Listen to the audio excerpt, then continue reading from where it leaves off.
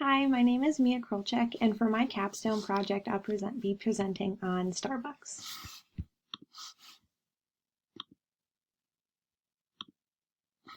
So starting out, the coffee industry is a huge industry in the United States and across the globe. The global market for coffee shops is projected to grow to over 237 billion by 2025. About 60% of Americans drink coffee every single day, and 70% of Americans drink coffee at least once a week, so it is definitely a huge market. However, the coronavirus pandemic has shifted the way that people are consuming coffee, although it hasn't really changed the amount of coffee that people are drinking. But places such as full service restaurants, drinking at the coffee at the office, gas stations, convenience stores, fast food restaurants, and different cafes are experiencing lower coffee consumption due to people not leaving their homes and kind of staying in. So looking at the industry as a whole, different political factors that are affecting the coffee industry are trade relationships, although a lot of contracts are pretty steady, but also government lockdowns and regulations, as can be seen with the restrictions for indoor dining at some locations. We are experiencing a recession and the economic uncertainty is a factor that should be considered. Also, sociocultural trends right now include health trends of eating healthy, fair trade, which is like a sustainably sourced food, and then also work from home and people not traveling. Technological advances in the industry include GMOs, which has increased the overall global food supply. Coffee machines have really improved, so at-home brewing methods allow for people to make different coffee in their home, but also different coffee machines and different techniques are being used in the industry. And then online apps and online ordering are something new in the environment.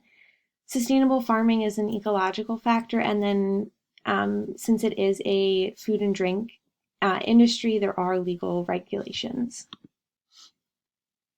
So some of the competition in the coffee industry for Starbucks would contain rival chains, and those are the huge coffee companies that you would think of when you think of Starbucks' traditional competitors.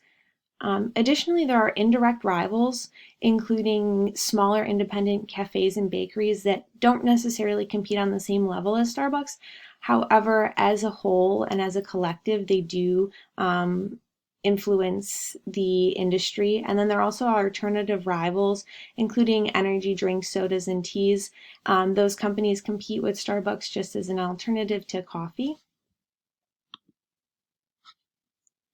So for Porter's five forces, the strongest forces are rivalry amongst competitors, bargaining power of buyers, and then the threat of substitute products or services. And these are kind of all linked together due to the availability of competition and the availability of other companies to produce products at similar prices or even at lower prices and have different product offerings. The bargaining power of suppliers is relatively weak. Starbucks and other huge companies have large contracts with those suppliers, so they do not have as much power in negotiating deals. And then also the threat of new entrants is a moderate force, although those independent bakeries and other chains do exert a lot of pressure on the industry. It is difficult to establish a repertoire and establish brand image like Starbucks. So there's an expensive cost to entry. Some background information on Starbucks was that Starbucks originally was founded in 1971, and they were a coffee beans and grounds seller, and they also sold teas and spices. But Howard Schultz transformed the industry into the company that we know Starbucks to be today. He created the idea of a third place, which is a place that people want to come and visit in between their home and then at work. So it was supposed to be a community of culture, and he kind of got the idea from coffee shops in Milan. and he centered the business around quality coffee and service. Starbucks is also known for an exceptional corporate social responsibility. They have extremely great relationships with their employees, which they refer to as partners. They're one of the first companies that gave part-time employees health care, and they also have stock options and different college programs available to employees.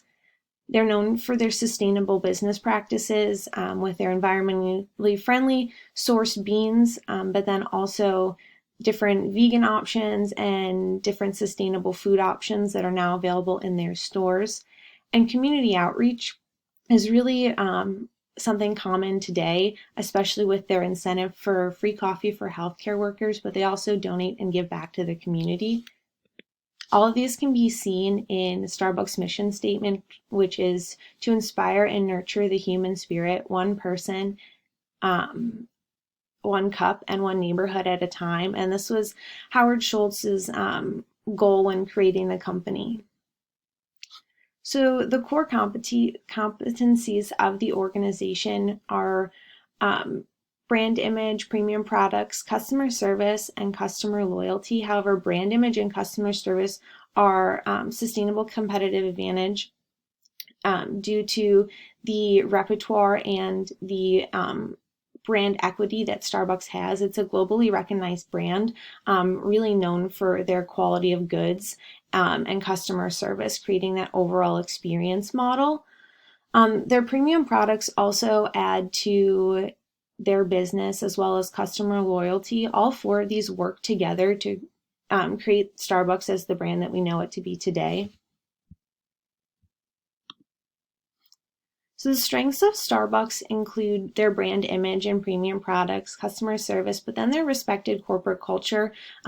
Their corporate social responsibility is definitely what the company is known for and is a value add to the brand.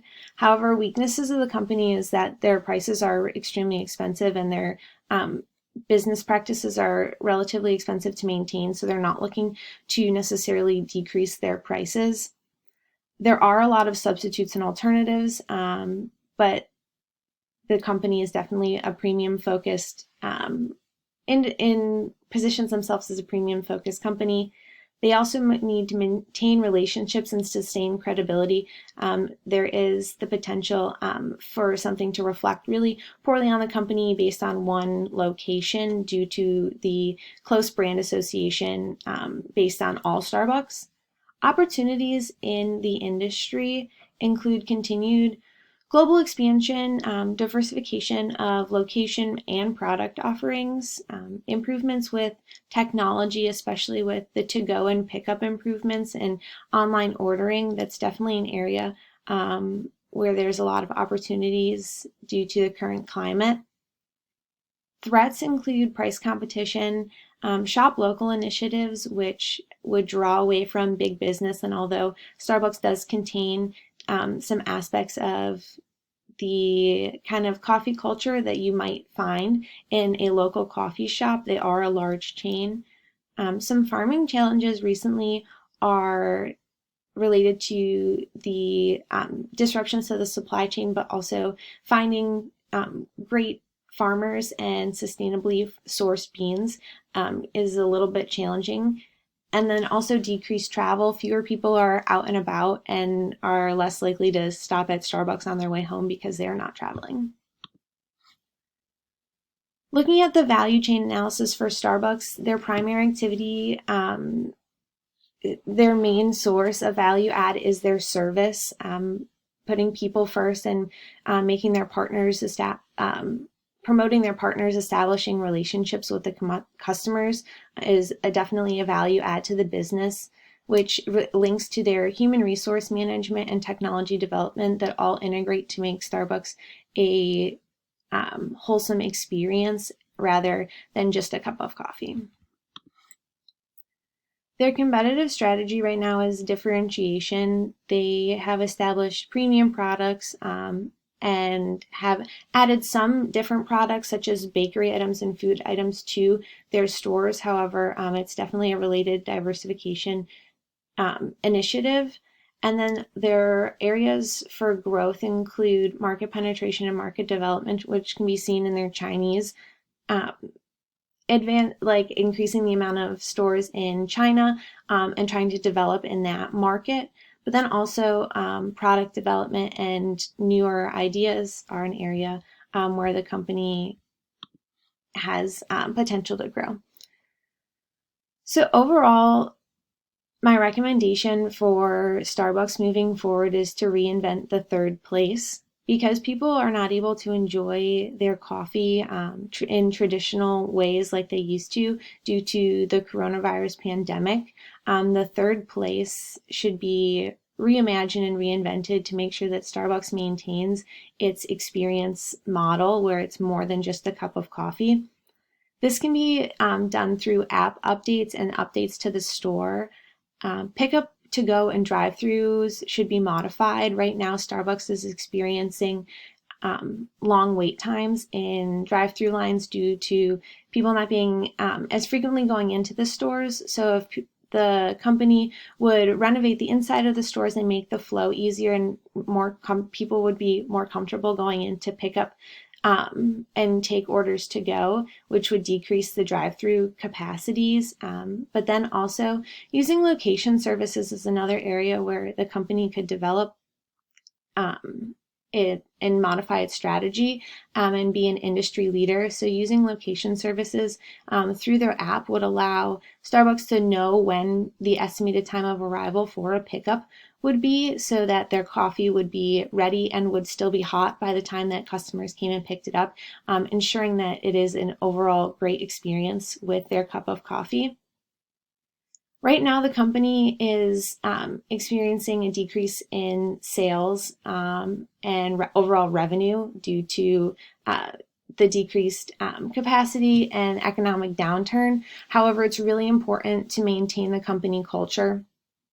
It's a part of Starbucks's core and is definitely in their roots to have superior customer service and corporate social responsibility. So although it would be easy to cut some of these programs right now, it's really crucial to sustaining the business and sustaining their kind of brand equity to make sure that the company does still highlight those initiatives. A third area is to adapt to the work from home. People that are not entering a third place and who are not even going to work still should have accessibility to Starbucks and to the brand. So expanding alternative products such as home brewing methods and K-cups and Nespresso pods is an area for Starbucks to really kind of push at this point because although it might not be an ideal situation where people are not able to go to the stores. However, if they have the coffee products, Starbucks coffee products in their home, it is better for a consumer to pick Starbucks over another competitor's brand. Overall, making sure that Starbucks maintains its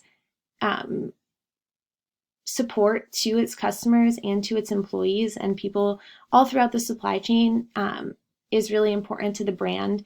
And right now with the coronavirus pandemic, modifying and adapting to the environment is definitely an area that Starbucks should pursue. Thank you.